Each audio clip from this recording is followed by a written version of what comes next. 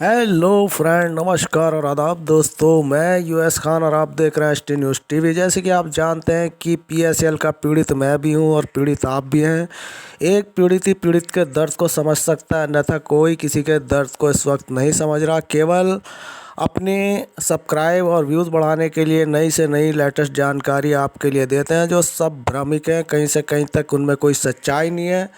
दोस्तों, आज मेरा वीडियो बनाने का बिल्कुल कोई मूड नहीं था, लेकिन वीडियो इसलिए बनानी पड़ रही है क्योंकि अपने जो पीएसएल पीड़ित निवेशक हैं, एजेंट हैं, उन सबको इस वक्त भ्रामक न्यूज़ दी जा रही हैं। और सबसे बड़ी बात यह है कि कुछ ऐसे चैनल यहाँ पर हैं जो आपके रिफ़ंड प्रोसीजर से लेकर पीएसएल के ऑफिस खुलने तक की झूठी और भ्रामक जानकारियाँ आपको प्रोवाइड करा रहे हैं। तो दोस्तों, मेरा आज वीडियो बनाने का मन नहीं था, लेकिन वीडियो बनाना इसलिए ज़रूरी पड़ गया क्योंकि कुछ लोग बता रहे हैं कि जिनके बॉन्ड्स वगैरह भरने में कोई कमियां रह गई थी और उन्होंने अभी तक अपने बॉन्ड्स की कमियां नहीं सुधारी, वो तारीख आगे बढ़ा दी गई है। मेरा मतलब कहने का, जो आप लोगों के लिए सेबी के पोर्टल पर आपके रिफ़ंड प्रोसीजर से रिलेटेड कोई कमी रह गई थी, तो उन कमियों को सुधारने के लिए पोर्टल की तारीख आगे बढ़ा दी गई है, ऐसा कुछ भी मुझे देखने को मिला। तो दोस्तों, ये सब जानकारियाँ एकदम बकवास हैं, बिल्कुल झूठी हैं, इनमें कोई कहीं से कहीं तक सच्चाई नहीं है। हकीकत यह है कि 31 अक्टूबर के बाद ये पोर्टल बंद कर दिया गया। जो आप अपनी जो बॉन्ड्स वगैरह में जो सबमिट करने में गलतियां हो गई थी, उनको सुधारने के लिए कोई अब सेबी विभाग ने अपना टाइम नहीं बढ़ाया।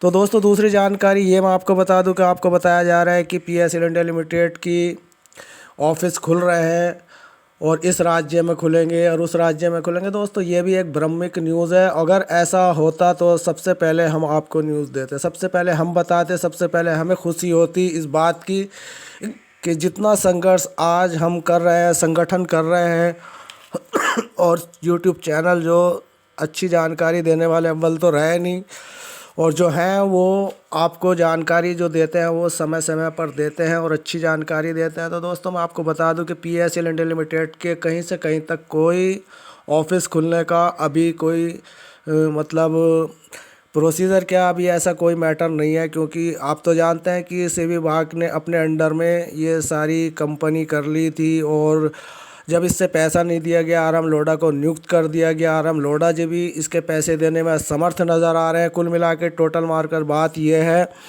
कि पीएसएल इंडिया लिमिटेड के मैटर इस वक्त इतना उलझा हुआ है, इतना उलझा हुआ है, उसको सुलझाने की हम जितनी कोशिश करते हैं उतना ही ज़्यादा उलझता जाता है।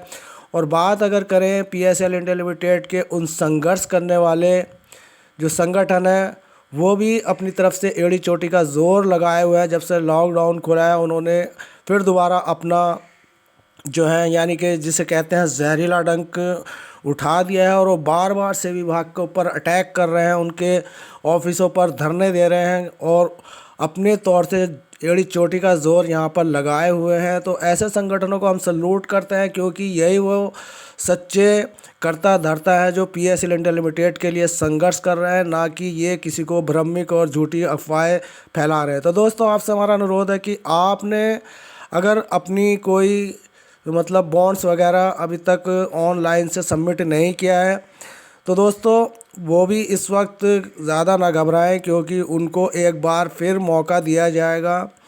और वो मौका कब मिलेगा, अभी कोई उसकी निर्धारित तारीख तय नहीं हुई, लेकिन इतना ज़रूर कहूँगा कि हमारे बॉन्ड्स अगर हमारे पास हैं और पैसा मिलना सुनिश्चित है, अव्वल तो पैसा मिलना बहुत मुश्किल है, लेकिन अगर मिलेगा और ऑफिस लाइन से मिलता है तो दोस्तों ये भी बहुत अच्छी बात है। वैसे निर्मल भंगू जो हैं वो जेल से बाहर आ चुके हैं, और देखना ये है कि भविष्य में निर्मल भंगू क्या निवेशकों के हित में करते हैं।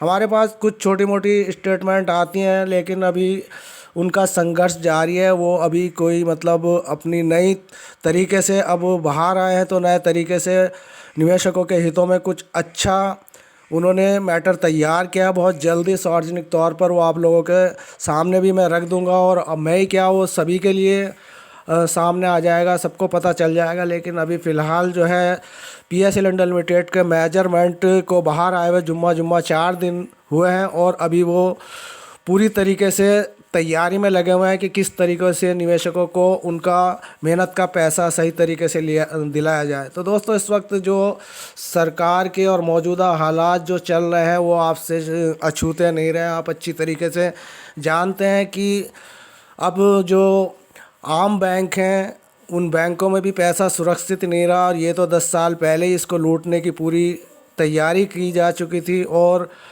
अब जिस तरीके से रिफ़ंड प्रोसीजर का मैटर चल रहा है पैसे देने का सेबी विभाग का, उससे साफ जाहिर होता है कि सरकार की मंशा नहीं है कि सभी निवेशकों का पैसा दिया जाए। टोटल मार के बात यह है कि मैं आपसे बिल्कुल स्पष्ट तौर से बता देना चाहता हूं कि हम लोगों को इतना शॉर्ट कर दिया गया है, यानी कि 5,85,00,000 निवेशकों का जो 49,000 करोड़ रुपया सेबी विभाग लेकर बैठी है, उसको केवल कुछ फॉर्मेलिटियाँ पूरी करके इक्का दुक्का निवेशकों को यानी कि पैसा देकर ये तिश्री हो जाएंगे, और हम लोग जो है अपना माथा पीटते रह जाएंगे। क्योंकि हम लोग कितनी भी कोशिश कर लें लेकिन हम सरकार से और इन विभागों से बहुत ही यानी कि इन लोगों से हम मजबूर हैं।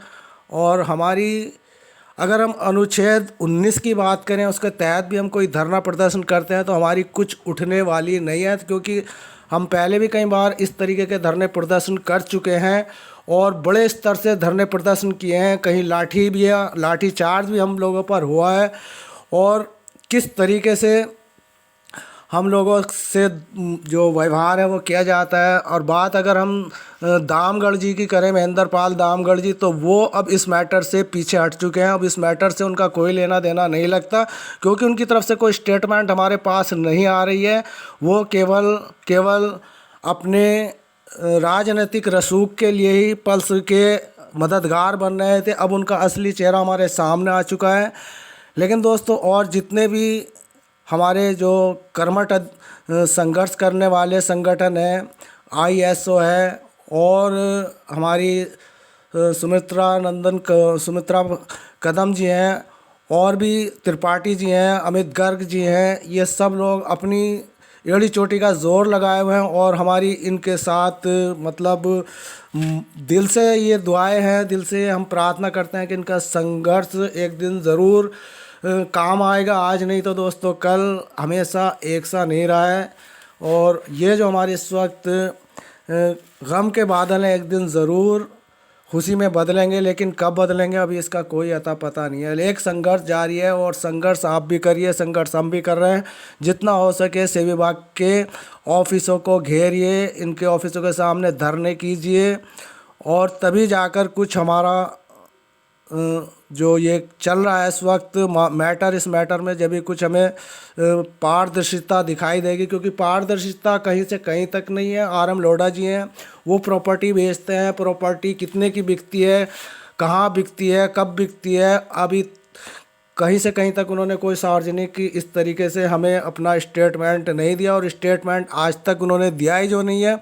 अगर उनका कोई स्टेटमेंट निवेशकों के लिए आता तो दोस्तों हमें खुशी होती, लेकिन ऐसा लगता है जैसे प्ले बैक के हीरो अपने काम को अंजाम दे रहे हो और हम जैसे लोगों को इस वक्त परेशान कर रहे हैं। तो दोस्तों, ये बड़ी खबर आपको हिस्ट्री न्यूज़ चैनल से दी जा रही है। और दोस्तों, आपकी जो भी परेशानी हो वो हमें कमेंट बॉक्स में ज़रूर लिखें, और हम उम्मीद करेंगे, कोशिश करेंगे कि आपकी हर परेशानी को दूर किया जाए। क्योंकि समय समय पर मैं सेबी विभाग की वेबसाइट पे नई हेल्पलाइन पर बात करता रहता हूँ, और सेबी हेल्पलाइन पर स्पेशल नंबर पर भी मेरा कांटेक्ट बना रहता है। लेकिन कहीं से कहीं तक निवेशकों के हित में कोई अभी ऐसी जानकारी उन्होंने हमें प्रोवाइड नहीं कराई कि जिन निवेशकों के बॉन्ड ऑलरेडी पहले ही ऑफिस में जमा है उनको पैसा कम मिलेगा, जिन लड़कियों की शादी हो गई है, उनके वाइफ ऑफ लग गए हैं, उनका पैसा कम मिलेगा, जो निवेशक मर चुके हैं उनके जो नॉमिनी है उनको कब अपना मतलब पैसे देने के कोई किसी तरह की कोई सूचना नहीं आ रही। न जाने कितने ऐसे मामले पेंडिंग पड़े हैं जिससे RM लोढ़ा जी की कोई मतलब स्टेटमेंट हमारे सामने नहीं आई। और सेबी की बात अगर करें तो सेबी विभाग को भी केवल RM लोढ़ा जी की तरफ से ही कोई स्टेटमेंट आता है, जब ही वो हम लोगों को बताते हैं। लेकिन अभी तक ऐसा कोई स्टेटमेंट सेबी विभाग की तरफ से नहीं आया जो पीड़ित निवेशकों को राहत दे सके। गुमराह किया जा रहा है पैसा देने के नाम पर, केवल इक्का दुक्का निवेशकों को पैसे देकर उनको इतना शॉर्ट कर दिया कि करोड़ों का पैसा लाखों में देकर ये कहानी को ख़त्म कर देंगे। लेकिन कहानी यहीं ख़त्म नहीं होती, यहीं से हमारा संघर्ष शुरू होता है। और संघर्ष जब तक रहेगा जब तक आखिरी निवेशक तक को पैसा न मिल जाए। हम पीएसएल के पीड़ित के आखिरी निवेशक को पैसा दिलाकर रहेंगे।